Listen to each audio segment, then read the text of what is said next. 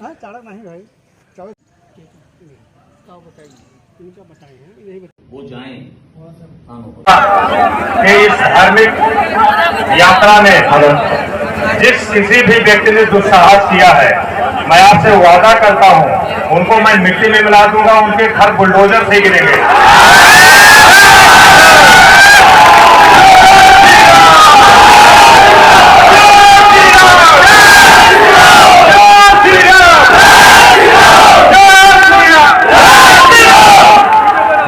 न प्रशासन कमजोर है। जो लोग इस दुस्साहस का परिणाम कर रहे हैं उनके खिलाफ प्रशासन कठोरतम कार्रवाई करेगा। मौके पर डीएम साहब, कप्तान साहब आ गए हैं, बंदीपुर में हैं। हम लोग जो अच्छा से अच्छा हो सकता है वो निर्णय लेंगे, आपके हित में लेंगे। मां भगवती की मूर्ति सबसे विसर्जित हो। हम लोग पहले इस कार्यक्रम को संपन्न करें, फिर मैं उनको चुन चुन के मारूंगा।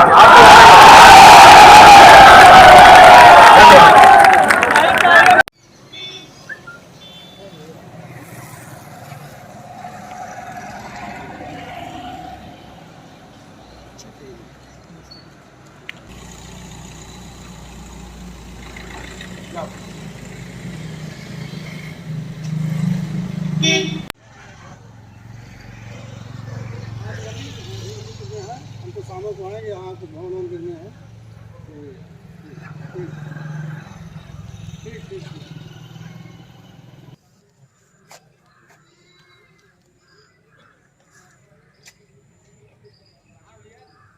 अच्छा ही बताओ उनके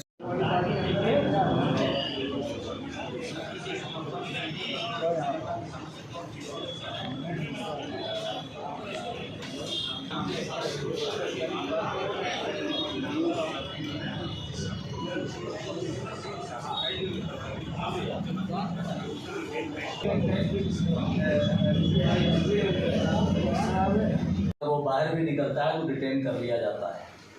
वो अपनी एफआईआर दर्ज कराने के लिए थाने तक नहीं पहुंच पा रहा है खौफ में।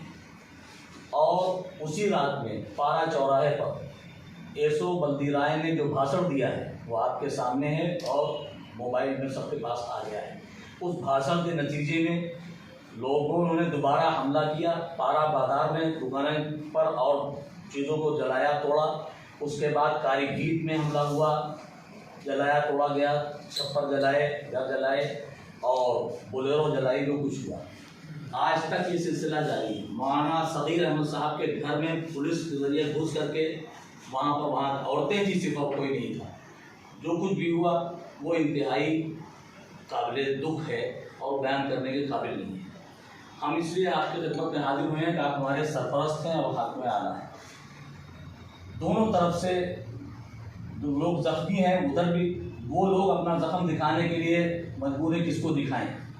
एक तरफ से वायरल होकर के सारे जख्मियों का वो आ गया, लेकिन उधर आंख भी ज़ाहिर हो गई है। एक जख्मी हैं, अभी तक उनका मुदावा नहीं हो पाया है, लेकिन उनका कोई पुरसान हाल नहीं है। हम ये गुजारिश करने के लिए आए हैं कि जो लोगों में ये एहसास है कि एक तरफा कार्रवाई हो रही है, वो एहसास ख़त्म हो, उनकी भी एफआईआर दर्ज की जाए, उनकी भी दुख दर्द का मुदावा हो।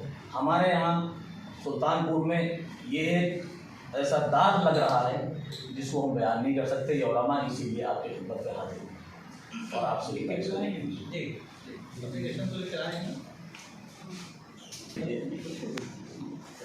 इस तरह का भाषण कि ना आप कमज़ोर हैं ना प्रशासन कमज़ोर है, हम मिट्टी में मिला देंगे, बुलडोजर चलवा देंगे, ये भाषण तो रामिया के अफराद का नहीं देख चाहिए।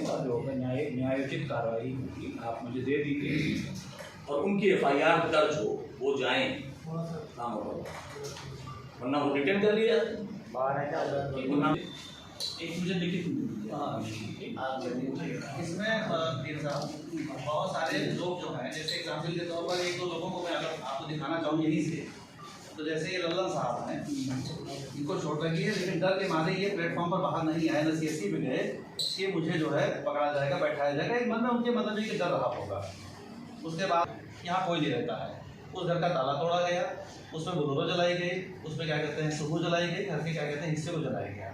आगे चल के कालीगीत में पप्पू प्रधान है, जब सब लोग घर जाने लगे रात में, ये हो गया कि विसर्जन हो रहा है, सारी चीज़ डिस्कस खत्म हो गई, तो रास्ते में जाते जाते लोगों ने जो है कुछ उपद्रव किया।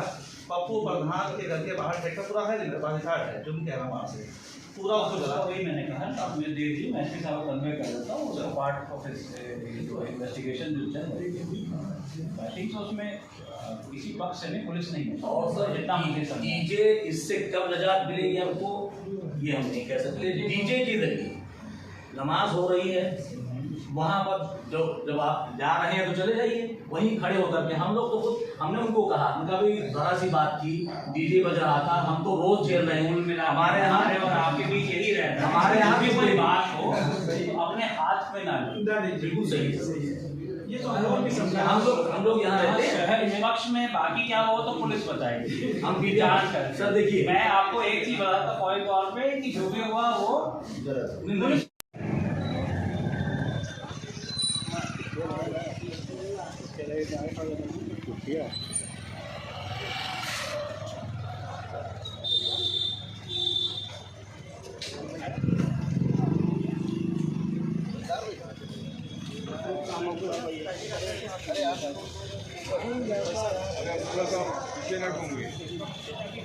हमें फोटो ली जाए हाथ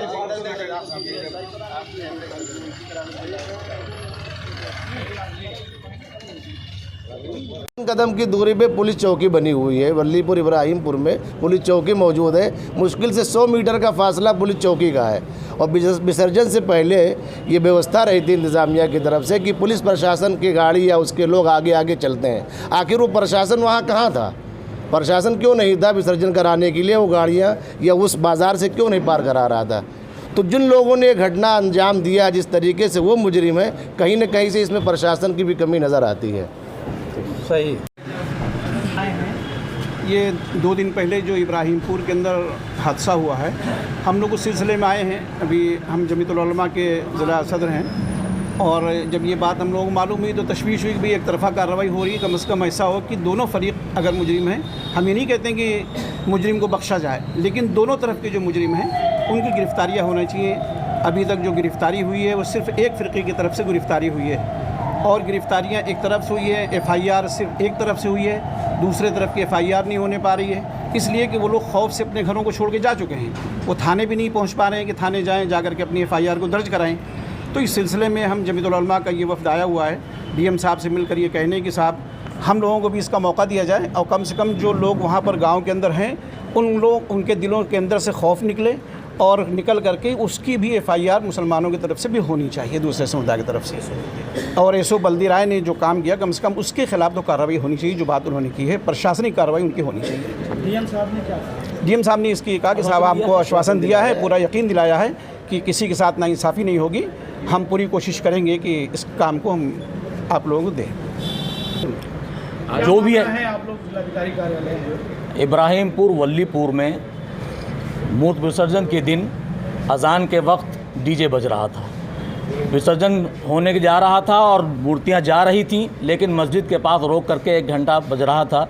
तो उस पर लोगों ने कहा कि भाई यहाँ से आगे कर लो और हम लोग नमाज़ पढ़ लें। नमाज़ पढ़ने के लेकिन कोई माना नहीं। उसी वक्त बात शुरू हो गई और आपस में तू-तू मैं हुई, फिर पथराव शुरू हो गया और मामला बढ़ गया। मामला शुरुआत किसी भी तरफ से होती है, लेकिन जब होता है तो दोनों तरफ से होता है। उसके बाद मस्जिद की चटाइयाँ जलाई गई, मस्जिद की टोटियाँ तोड़ी गईं, मदरसे में नुकसान पहुँचाया गया और फिर प्रशासन गया। हम उसकी भर्त्सना करते हैं, प्रशासन ने काम किया और प्रशासन के जाने के बाद बहुत ही मामला पुरसुकून हुआ, सब कुछ हुआ। लेकिन अब जो कार्रवाई हो रही है उसमें 51 लोग जो हैं वो सारे के सारे मुस्लिम हैं। अज्ञात में भी लोगों को लेकर के अरेस्ट किया जा रहा है। दोनों तरफ से कार्रवाई होनी चाहिए। हम इंसाफ चाहते हैं, हम चाहते हैं कि जब मुल्जिम दोनों हैं तो दोनों को अरेस्ट किया जाए, दोनों को जो सज़ा दी जाए, एक तरफा कार्रवाई ना हो। यही मुतालबा लेकर के हम DM साहब के यहाँ आए। DM साहब के अंदर बोला कि जो वहाँ का एसओ है वहाँ पर मतलब सबको धमका रहा है, क्या धमका रहा है? नहीं, उनका तो भाषण बाकायदा मोबाइल पर है और उन्होंने खुलेआम पारा बाज़ार में जो भाषण दिया है कि ना आप कमज़ोर हैं ना प्रशासन कमज़ोर है, हम मिट्टी में मिला देंगे और बुलडोज़र चलवा देंगे, ये जुमले हैं उनके। तो ये जुमला प्रशासनिक अधिकारी का नहीं होना चाहिए। इस तरह से अगर इंतज़ामिया के अफराद जो सुरक्षा की जिम्मेदारी जिनको दी गई है वो इस तरह से बात करेंगे तो सुरक्षा कहाँ रहेगी। उसला किया, पारा बाज़ार में भी दुकानें तोड़ी गई, ट्रैक्टर जलाया गया, तोड़ा गया, थ्रेसर फेंका गया, ये सब हुआ।